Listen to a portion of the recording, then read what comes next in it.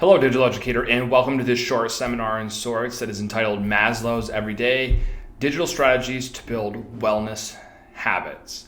So, at this point in the world, with everything that's going on with COVID, we've paid a lot of attention to Maslow's hierarchy. And if you remember any of your ed psych classes that are going on, this pyramid here looks pretty familiar. Now, Maslow in 1943 came up with this hierarchy of needs that talks about the progression. It's a motivational theory about what motivates people. Not necessarily the fact that if you don't have these underlying layers, it means that you can't do the things that are above it.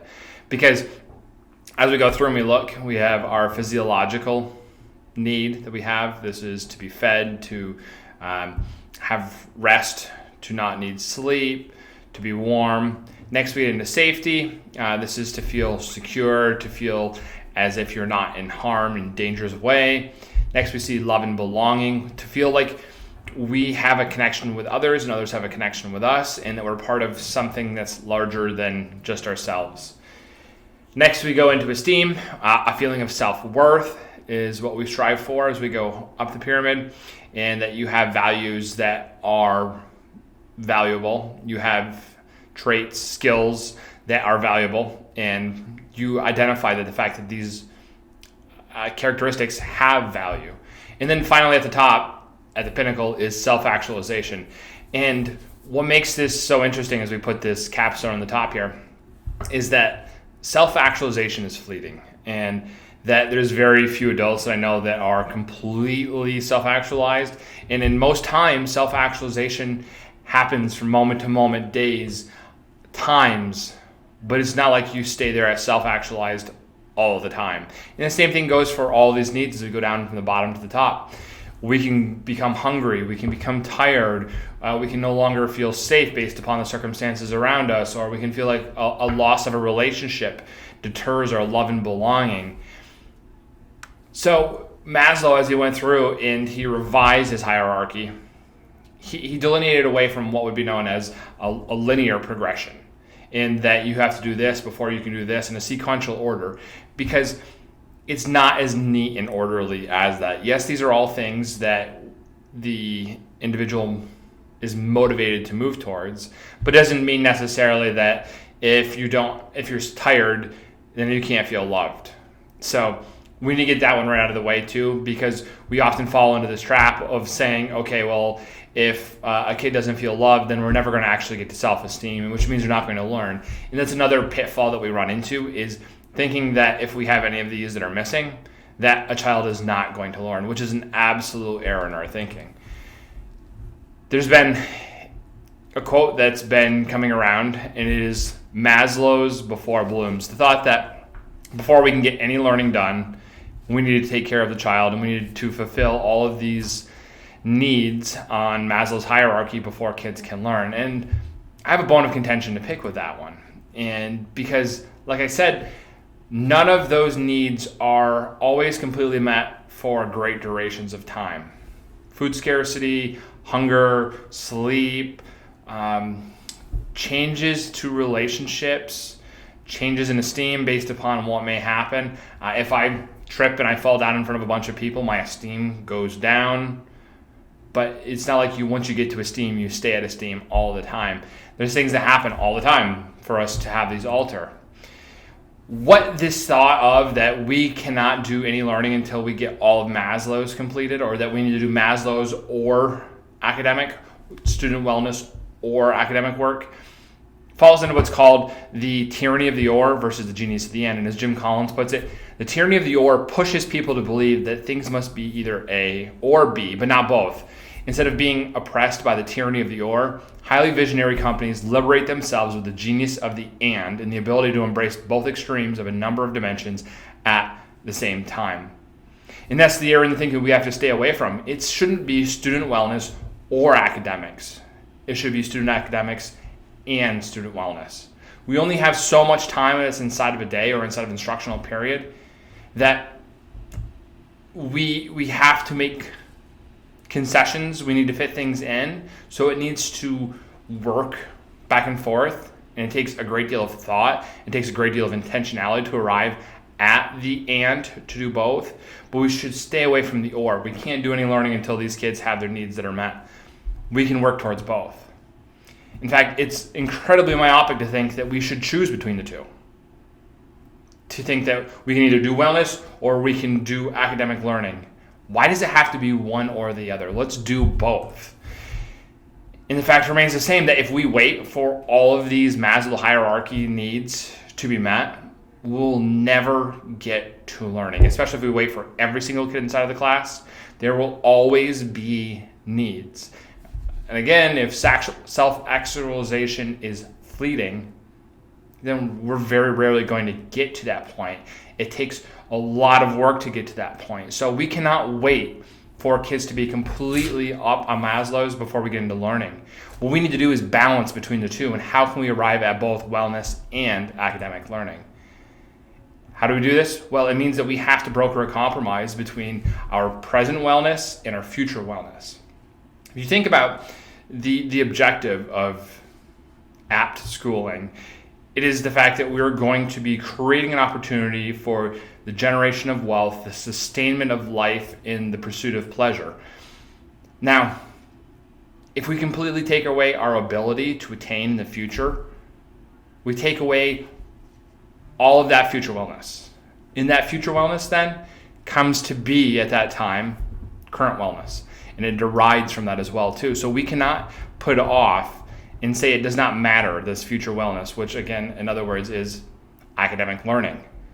We have to find a balance between the current wellness needs and the future wellness needs to arrive at this compromise where we're getting both at the same time, or we're working towards both at the same time. And again, we come back to this quote, Maslow's before Bloom's, and then some people transfer that into Maslow's into Bloom's. But I just say strike out the Bloom's. Why do they have to be interdependent? Why do we have to define one by the other? They can be two different entities that are working towards a whole child. It doesn't necessarily mean that these two concepts need to be intertwined. They need to be linked all the time. Instead of saying Maslow's into Bloom's, I say that we should do Maslow's every day.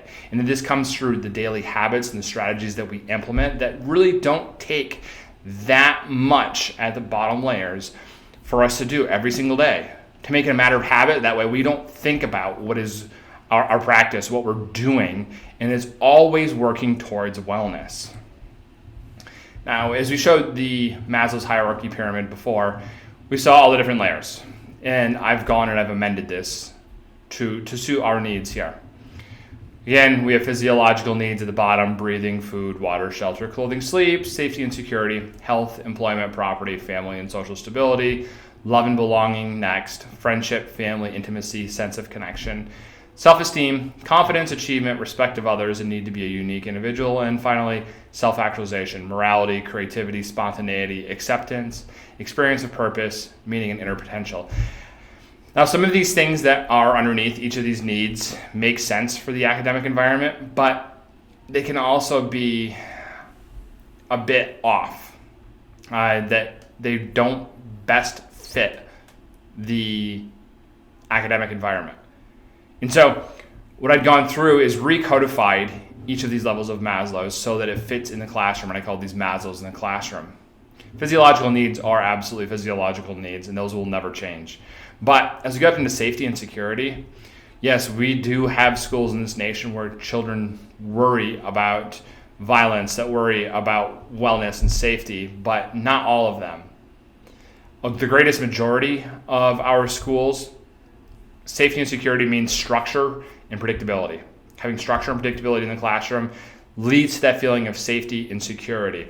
Safety meaning that you don't constantly need to be thinking about the future of wellness, or that the future of wellness is in jeopardy and at risk, which comes again from an academic learning environment to mean structure and predictability. You know what's going to happen, and it's going to happen the same way in a frequent manner. So if we want to promulgate safety and security in the classroom, then it looks like structure and predictability. Next level up, instead of saying love and belonging, it should be a sense of community. It's a little bit different because we can have teachers that say, you know, they love their kids and they hug their kids and all of that, but it makes some people uncomfortable. And if we stick at that definition of love, when it comes to a kid, then we're going to always fail in our eyes to meet the needs of that total encapsulation of that emotion. What instead we can say and very easily embrace is a sense of community, to belong to something that's larger than yourself, to have an accountability to others other than yourself, and to make sure that we feel this interconnectedness between the various stakeholders, shareholders, and participants in the classroom. Next level up, second from the top, what used to be self-esteem would be student confidence and the eased perceived deficiencies. Of course, we want to get kids to the point of being so masterful in their work that they feel confident, but at the same point as well too, being a student, being at that age, I don't know if you remember or not, can be confusing. It can be one of the most difficult points in a person's life, especially if you are internalizing and focusing upon your deficiencies and what it is that makes you most self-conscious. And so as it comes to the academic environment, easing students' deficiencies and how they perceive themselves, not calling out those aspects that they're deficient on and building them into confidence. Then finally, self-actualization in the classroom looks like purpose and relevance. Two huge concepts, two huge words that take a great deal more work than anything that's underneath there. And we talk about ameliorating actions. What can we do to work towards these Maslows in the classroom areas? We have, of course, what we immediately think of for physiological or free and reduced lunches, McKinney-Vento efforts, counseling services to work towards the mental wellness of students, safety and security, physiological things, food, places to live, all of those things, the daily items that the students need. But when we get past that, this realm falls into the arena of the teacher and their daily instruction, that the teacher's daily instructional habits help to breed all of these Maslows in the classroom areas. They help to breed a sense of community, student confidence and ease perceived deficiencies, and they help to breed purpose and relevance. So now that we've redefined what these Maslow's areas are for in the classroom, we can start looking at how can we build these through strategies that don't take a lot of effort every single day so that we can focus upon both wellness and upon academic learning. A very important point to make here is the fact that we shouldn't focus upon just one strategy to say I'm going to do a wellness check-in every single day through the use of emojis. It's entirely too narrow of a scope. Instead, what we need to do is say that we're going to make a habit of focusing upon these Maslows in the classroom need areas on every single day. And we can use a bunch of strategies that work towards this end outcome, not just a strategy, but towards the outcome. We need to make those habits that build those outcomes. In the first one, starting at the bottom going up, you'll notice that there is this graphic display of us going up the pyramid. As we get to each of the layers, it'll build itself up.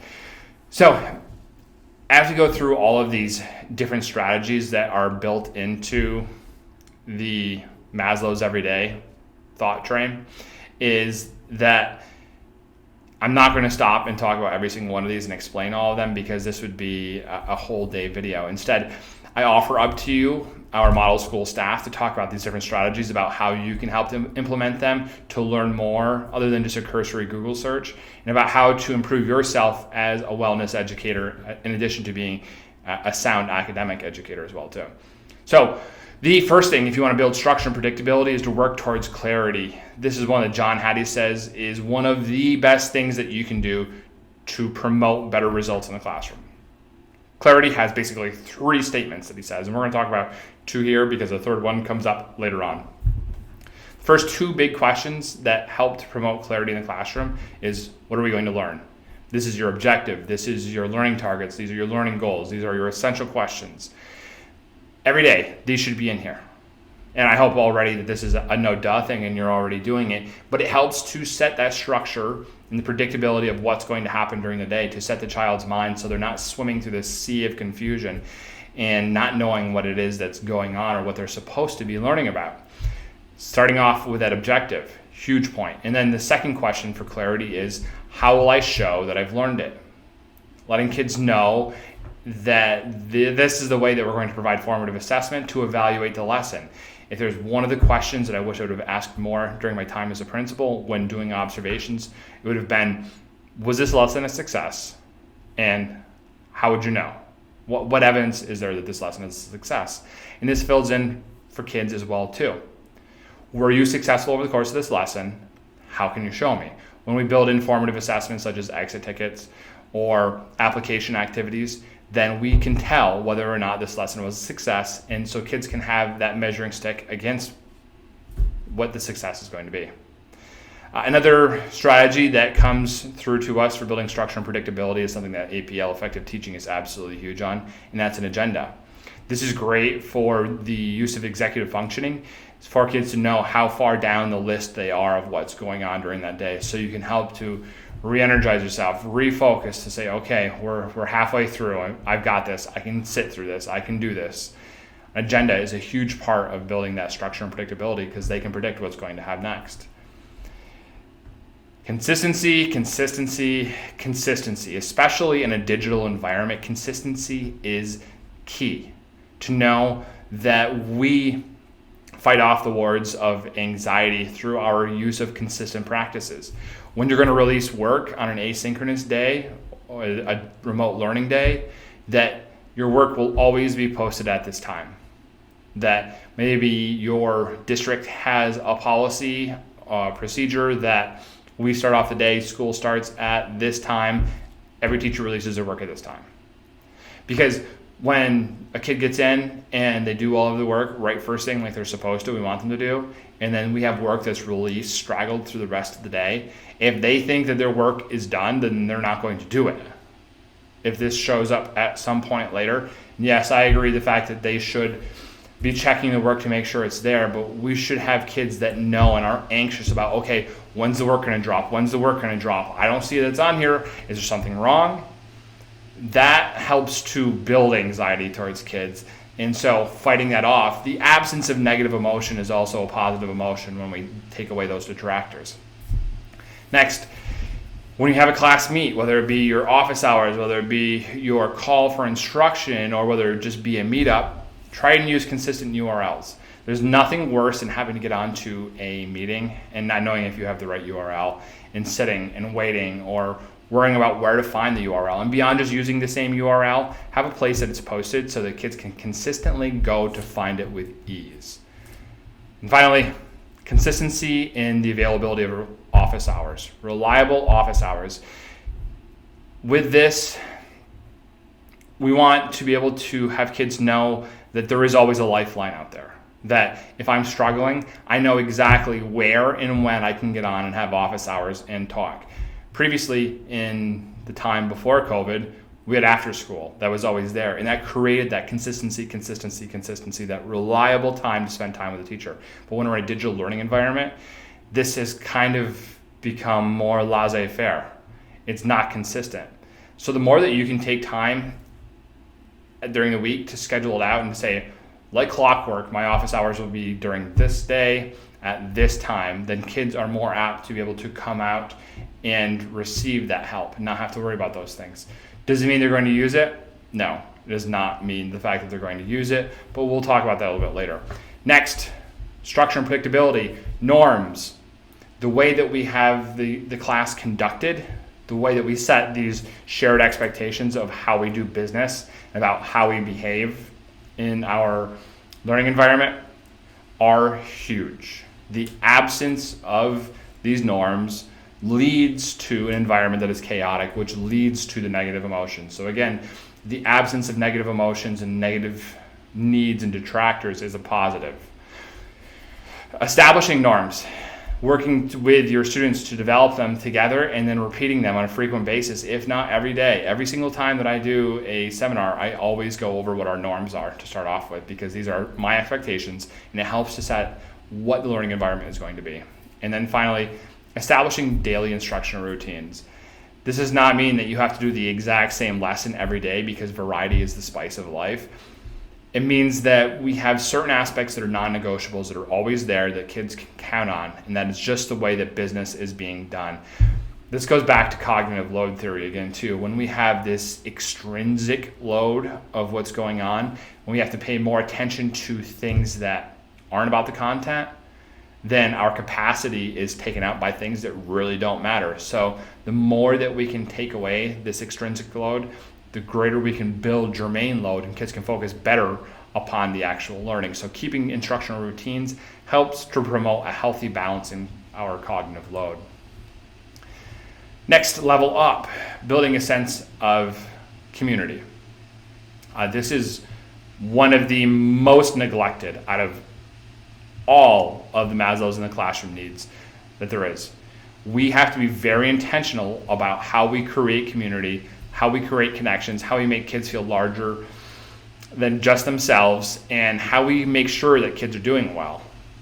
First thing that is my absolute favorite is what I call keeping a finger on the class pulse. That's to see how everybody is doing. And there's lots of different strategies that you can use to do these openers. I like to do this right as you come in. This could be in the physical classroom, this could be in the online space, whichever it's going to be.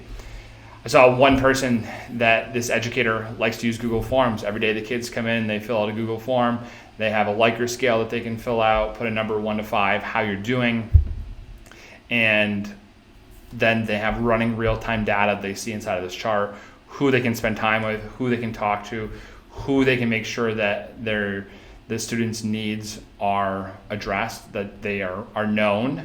And so it's a really quick way for kids to go through and establish how they're doing for that day.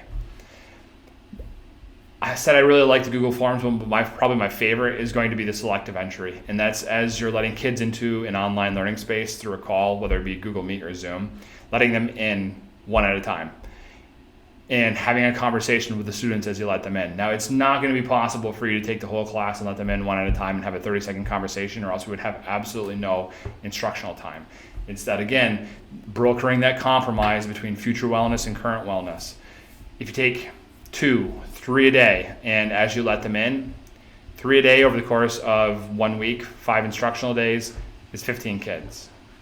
Over the course of 2 weeks, I can almost guarantee the fact you're going to go through every single one of your kids, or maybe you build it up to 4. You see what I mean? But stopping and taking time to talk to that kid as a person, to make them feel like you know who they are, they know what their name is, you know about their cares and their likes and about what's going on in their life, and the fact that they have you that they can confide in. So doing those selective entries.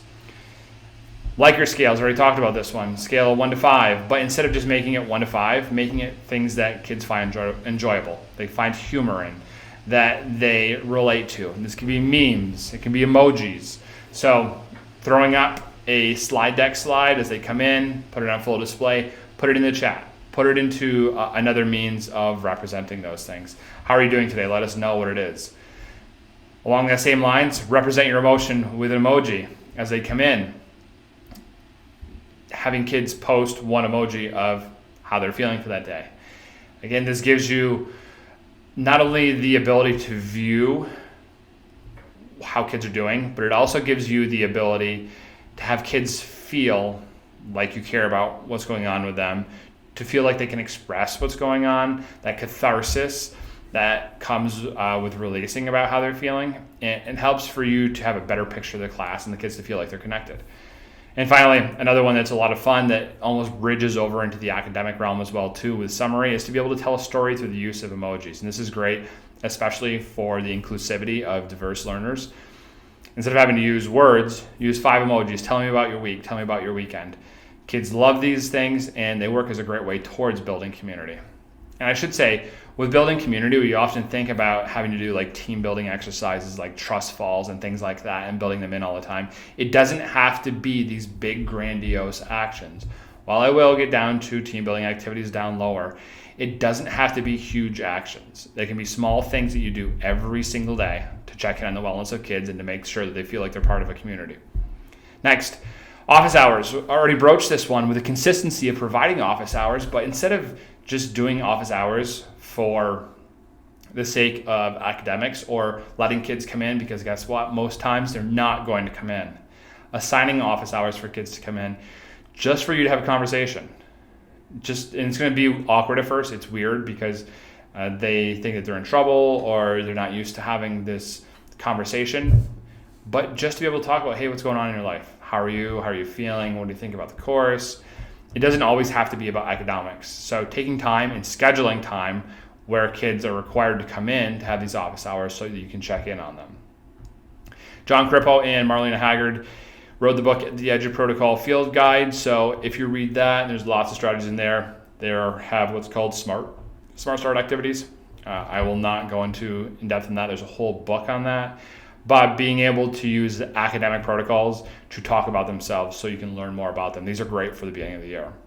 Team building activities, like I talked about, these can happen every once in a while when we need a break, as an intermission in between modules or units, a means to break things up. But again, this isn't the only way of building community. And if we only stick to team building activities all the time for building a sense of community, we'll never get to learning at all. And finally, the easiest way to build a sense of community in a less thought about way is to create your instructional methods such that collaboration and communication between participants in the class is just a manner of the way that we do business. Instead of having every kid be their own silo and be to themselves, putting them in situations where they have to interact. Yes, is it about academics? It is, but kids need that serotonin, that belonging chemical, to feel like they're part of something.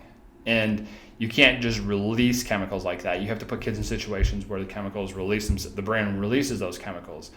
And so providing kids an opportunity to work with others, which is not that big of an ask, is something that we can do to make sure that we build community each and every day. Next, almost to the top here, two left. Building confidence and easing perceived deficiencies. I should note that as you go up the scale here, these become more and more intentional and more explicit in the way that you structure your classroom in order to arrive at them, because they are more difficult needs to meet and they're more difficult emotions to arrive at. Confidence is not an easy one, and self-actualization is incredibly difficult to arrive at. Purpose and relevance in the classroom. So again, arriving at confidence, how do we do this? Mastery learning experiences. And this is the first thing where we talk about how do we get kids to feel confident, and it takes a restructuring of the way that you do business. Usually we do like one and done homeworks or quizzes or tests. I especially don't like the test aspect, because a test should be an assessment of the knowledge that they have, whereas mastery learning experiences would be activities that they can do over and over again. What this means, if you do something, you get it wrong, go back and do it again until you get it right, allowing multiple opportunities to get things right before you move on. This could mean providing alternate problems or just using the same problem. But again, you have to be very intentional about planning your classroom and your instruction in this manner. Another one for confidence, and more so easing perceived deficiencies, and that's making camera use optional. We've gone into this era where Google Meet, Zoom have blurred backgrounds or different backgrounds because we think, well, the kid's very self-conscious about their home, and they very well may be. And it can be difficult to learn in their home with everything that's going on. If you've had to work from home, you totally understand what this means. But at the same point, when you're a teenager, what you're most uneasy about, what you're most self-conscious about, is your sense of self. If you've ever had a blemish as a teenager and to focus upon that, and it feels like everybody's looking at you, that is where your sense of anxiety is going to be. And the more that anxiety, that decreased sense of personal value builds up, the less learning that goes on. And again, that goes back to cognitive load. And the more that we can bring that back down, the more that we can increase learning. So it's a hot topic to talk about, should camera use be optional, but it's something to consider. Next, targeted praise. One of the things that we really need to work on as a profession is our use of generic praise. Good job, great, awesome, love it, good stuff. It really doesn't mean a whole lot to a kid. And in the end, if you're going around the classroom, good job, good job, good job, good job, good job, might as well just be a check mark you're putting on there. Taking praise and making so it's specifically tailored to individuals, that has to do with what their strengths are, or has to do, especially with Carol Dweck's work with growth mindset, to be towards those characteristics of how you work, not in the outcome, the process, not in the outcome. And so taking praise and making it so that it's authentic towards the student so it really resonates with them. Another way to build confidence and ease deficiencies is through use of feedback. There's a whole video that I encourage you to go and look at on this channel about high quality audio feedback.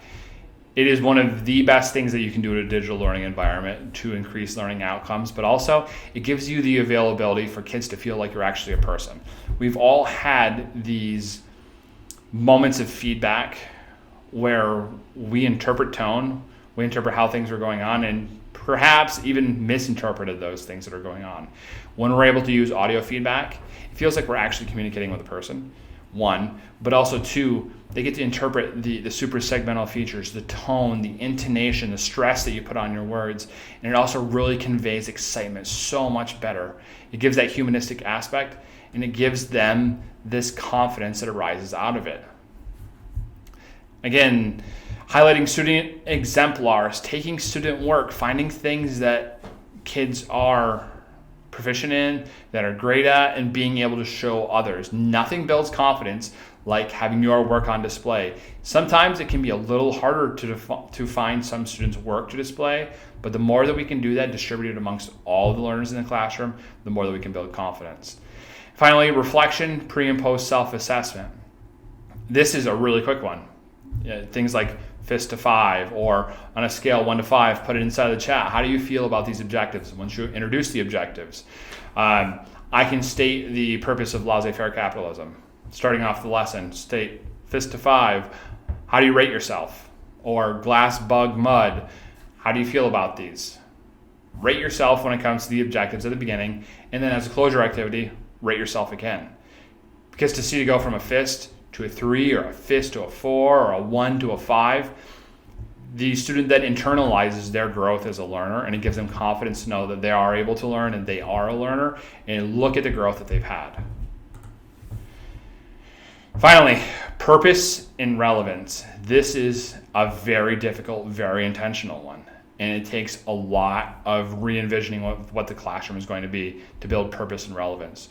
Relevance is one of those things that's become a really hot buzzword right now, and that we think that means, okay, how do we make this like a YouTube or a TikTok video? But no, it doesn't always just have to be to pop culture.